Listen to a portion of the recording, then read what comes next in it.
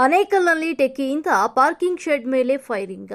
ಟೆಕ್ಕಿಯೊಬ್ಬ air gun ಮೂಲಕ ಒಂದು car parking shed ಮೇಲೆ ಫೈರಿಂಗ್ ಮಾಡಿದ ಘಟನೆಯೊಂದು ತಾಲೂಕಿನ ಬಂಡಾಪುರ ಸಮೀಪದ ಅಪಾರ್ಟ್ಮೆಂಟ್ನಲ್ಲಿ ನಡೆದಿದೆ. ಲಕ್ನೋ ಮೂಲದ ಟೆಕ್ಕಿ ಫೈರಿಂಗ್ ನಡೆಸಿದ್ದಾನೆ ಅಂತ ಹೇಳಲಾಗಿದೆ. ಸುಮಾರು 45 ನಿಮಿಷಗಳ ಕಾಲ ಫೈರಿಂಗ್ ಮಾಡಿದ್ದಾನೆ ಅಂತ ಅಲ್ಲಿನ ನಿವಾಸಿಗಳು ಪೊಲೀಸರಿಗೆ ಮಾಹಿತಿಯನ್ನ ನೀಡಿದ್ದಾರೆ. ಕೂಡಲೇ ಸ್ಥಳಕ್ಕೆ ಬಂದಂತಹ ಪೊಲೀಸರು ಆರೋಪಿ ಟೆಕ್ಕಿಯನ್ನ ವಶಕ್ಕೆ ಪಡೆದು ವಿಚಾರಣೆಯನ್ನು ನಡೆಸಿದ್ದಾರೆ. ಕಷ್ಟ ಆಗುತ್ತೆ